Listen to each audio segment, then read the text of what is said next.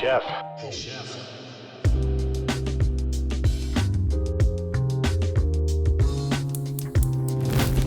Welcome back to Season 2, Wydaho Warriors. This is the Warriors table. And I'm here with Chef Brent. So, buckle up. This month is June. It's Men's Mental Health Awareness Month. Chef, it's important that we highlight my first disappearance. Like any good disappearance, we need witness testimony. And Brent, my peer, my colleague, my fellow chef, he was exactly that.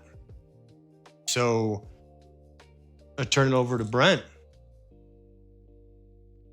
Yeah, the first disappearance, Chef Steve and I were hanging out at the house, having dinner.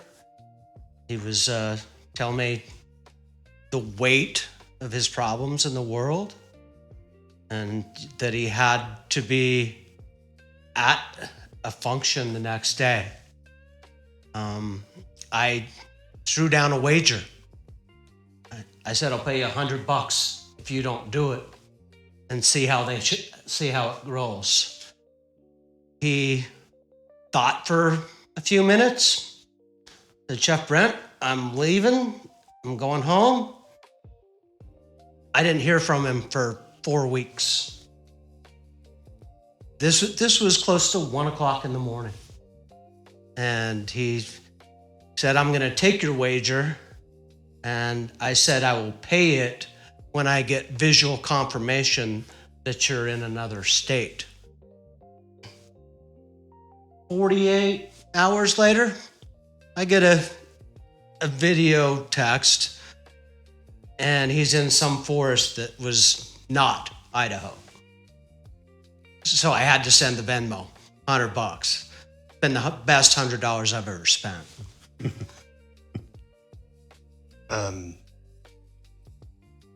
Brent, set the stage for everybody about that time. My wilderness. What did you see in me prior to that happening? Prior to that? I saw a man who was drowning,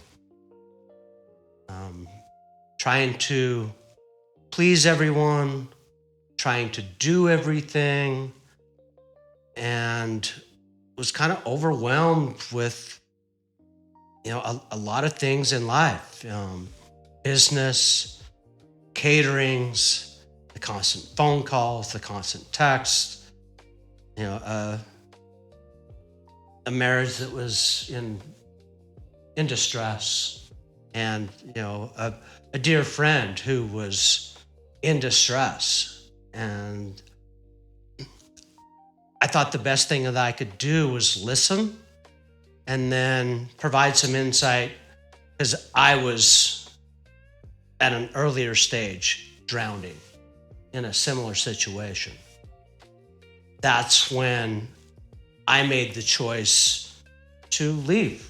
And I moved from Utah to Idaho and kind of reinvented myself, reevaluated where I wanted to be, what I wanted to do, and what was important to me. And that was one thing that I expressed to Chef Steve, that he had a hard time digesting. You have to take care of yourself first before you can take care of everything else. And that's kind of when the light bulb went on. And he said, okay, I'm going to do it. I'm going to take your bet, and that'll be gas money to get me where I'm going. Well, this is, it's great for both of us to recap them and just allow an opportunity for your story to emerge from this testimony. So what else? What other insights can you offer? I guess And feel free to be as frank as you want. Okay. I guess for any man or father, we always get so enveloped in taking care of everything and everyone, and we neglect ourselves. People will ask us, "Are you okay?" I'm fine. Any guy who tells you I'm fine is lying, because he's not. If he says I'm good and life's good, well, that's believable. But I'm fine is a cop-out. I'm fine as I'm struggling, and guys are supposed to be tough and no emotion and not cry. That's the wrong thing for a man or a chef, anyone who's going through those struggles. You got your children, you got a person that you loved and cared for, and those things are all crumbling. You're not fine. You're not fine. You're in survival mode and trying to find the way out. Not necessarily the way out, but the next path. And that's what I would encourage dads, fathers, chefs, anyone to do, is to just find their path and only think of themselves for a short period of time. Make yourself good and take care of yourself. Then other things start to take care of themselves. I saw that with Chef Steve. It took weeks for that to kind of set in. And I was getting phone calls and texts because everyone was like, "You guys are close and you know where he is." And I actually didn't. I knew he was in a forest and it wasn't close. It looked like big redwoods. So I assumed California. Oregon was the other possibility. He jokingly said, "I'm going on to Pacific Coast Highway," or whatever it was, something like that. So I had an inkling, and I just let him be. Didn't call him. Didn't even try and contact him, because I knew I was getting no answer, and that would just make me anxious. I knew he was by himself, and he was okay. And that was good enough for me. If something was wrong, I would have got a phone call or a knock on the door to the contrary. And so I let him grow and go, knowing that he, in the long run, he's going to be okay. This is great.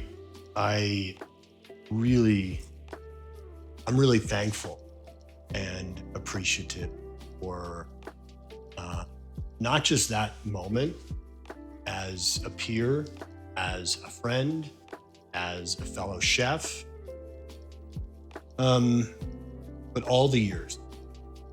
There was a lot of moments leading up to that moment.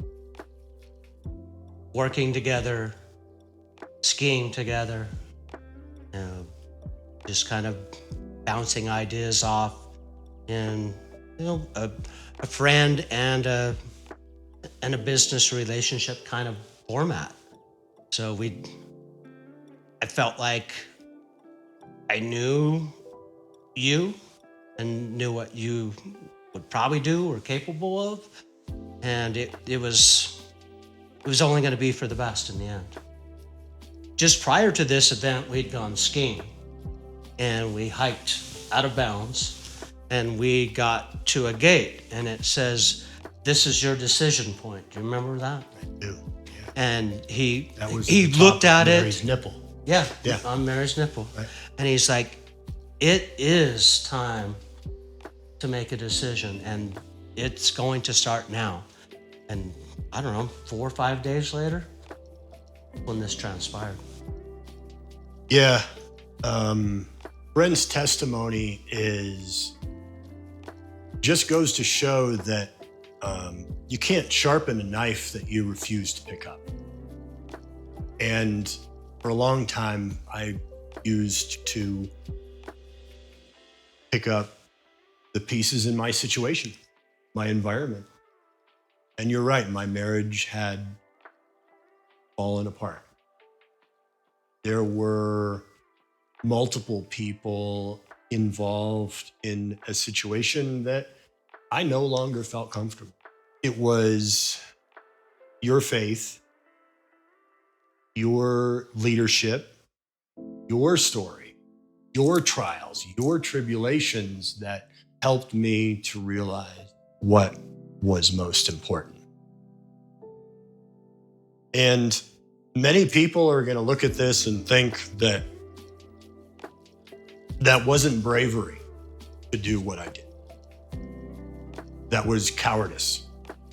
I had 4, maybe 5 weddings within a few days after that disappearance. I believe sometimes that's the bravest thing a man is to walk away from an environment, from a situationship that you built that had too many people with a cracked foundation. From my perspective, the puzzle pieces were falling off of the table, and you were grasping for some glue to put it back together. I felt like the only way to put it back together was to step back, get away, and take care of yourself for a short time. Absolutely. Even though it was longer than I ever thought it would have been. Sure. Yeah. This evening, I've really enjoyed hearing that story. And of course, like any good stories, there are so many other elements to that. That's a great way to start. I agree. For anyone who's struggling, could be male or female. It's, when you're in an environment that is toxic, stressful, can't eat, you can't sleep, can't seem to do anything right, it's good to get outside, get in the mountains, just get away, turn off your phone, even though that's going to be frustrating for a lot of people. Of course. And just, spend a little time self-reflecting, or spend 4 weeks. There's no time frame. That's right, chefs. Guys, gals, brothers, sisters, there is no time frame. There's no time frame to put toward the knife that needs sharpening the most. You. That's why these 2 disappearances that I had, this was my wilderness to everybody else but me. For me, this was my awakening. For everybody else, this was a wilderness about me. And I'm grateful for my peer, for my fellow chef, Brent, who helped me through this time. I appreciate all of the stories that each of you bring up, because there isn't one story that is better or worse than the other. We all have something to learn from each other. So being this Men's Mental Health Month, it's June, let's do things a little bit differently. Call a friend, call a fellow chef, call someone that you feel like is falling short, is falling off.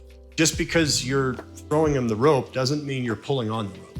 No, you got to let them do it for themselves. Exactly. That was the important part. I couldn't fix you. That's right. You had to do it yourself. Well, thank you for being there, man. Thank you for having me. Yeah, absolutely. Thanks, brother.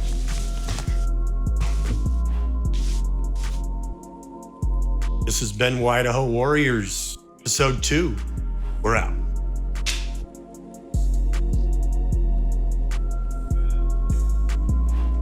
Did you get it, Taylor?